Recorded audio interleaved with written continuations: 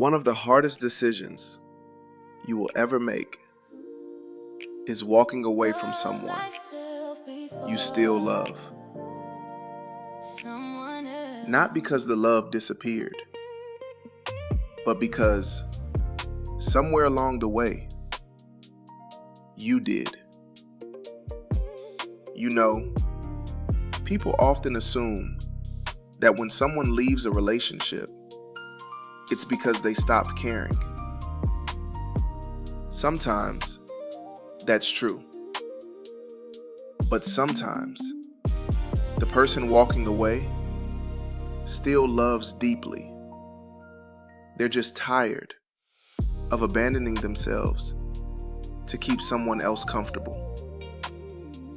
There comes a moment when leaving is no longer an act of revenge. It's no longer about proving a point. It's no longer about making someone regret losing you. It becomes something much quieter, much holier. It becomes the moment you finally whisper to yourself, I matter too. That's not selfish. That's stewardship. Because God never asked you to lose yourself trying to save a relationship. Jesus said in Mark 12:31, love your neighbor as yourself. Notice those last two words, as yourself. You cannot love your neighbor if you've forgotten how to love yourself. You cannot pour from a cup you've been emptying for years without allowing God to fill it again. Some of you have spent so much time fighting to be chosen that you've forgotten God already chose you.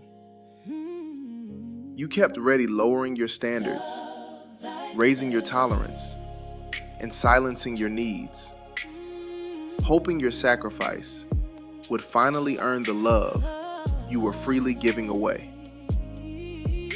But love was never meant to cost you your identity. If every conversation leaves you feeling smaller, if every disagreement requires you to betray your own peace, if every day demands that you become less of who God created you to be, then maybe the relationship isn't the only thing breaking. Maybe your spirit is too. Now hear me carefully. Leaving doesn't automatically make you right. Staying doesn't automatically make you righteous. Every relationship deserves honesty, communication, humility, and genuine effort. But there is a difference between fighting for a relationship and fighting against yourself. Some people stay because they believe suffering is proof of love. But Scripture never teaches us to worship pain. It teaches us to love sacrificially, not destructively. The Apostle Paul reminds us in 1 Corinthians 13 that love is patient, kind, truthful, and enduring. Love calls us to persevere through ordinary hardships together. At the same time, wisdom also recognizes when a relationship has become unhealthy or unsafe, and seeking help, setting boundaries, or leaving can be the right step in those circumstances. I've learned something. The healthiest people don't leave because they hate the other person. They leave because they finally learned that peace is not something to apologize for. Sometimes, walking away isn't giving up. It's trusting God enough to believe He can do more with your future than you can do by forcing what no longer has life. Isaiah 43:19 says, "See, I am doing a new thing. Now it springs up. Do you not perceive it?" Sometimes, God cannot lead you into the new thing because you're still clinging to what He has been asking you to release. And I know, letting go hurts. It hurts because you remember the promises, the dreams, the laughter, the version of them you hoped would stay. Grief isn't only losing a person. Sometimes it's grieving the future you imagined together. And that's real. That's human. That's okay. But don't confuse grief with a sign that you made the wrong decision. Sometimes grief is simply the price of honoring the truth. To the man listening, if you've spent years carrying the relationship alone, don't mistake exhaustion for failure.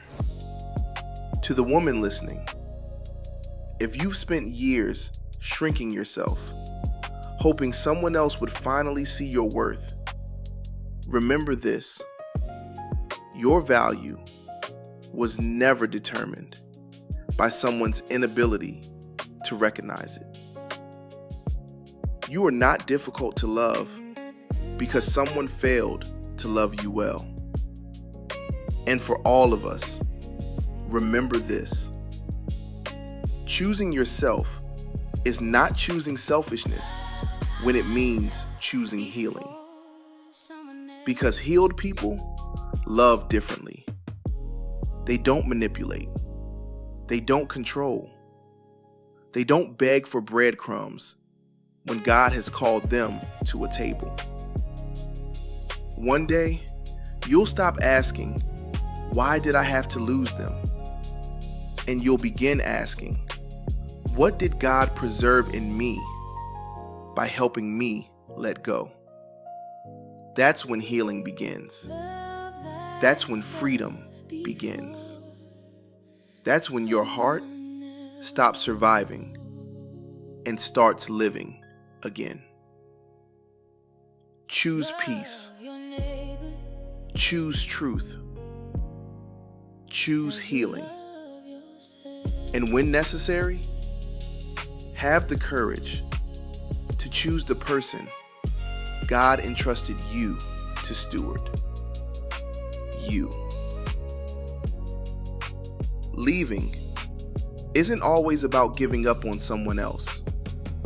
Sometimes it's about finally refusing to give up on the person God entrusted to your care.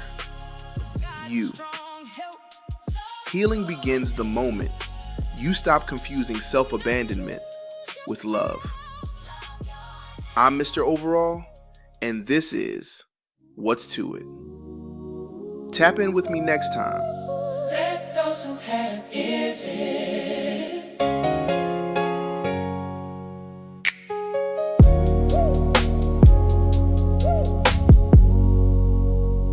Let those who have ears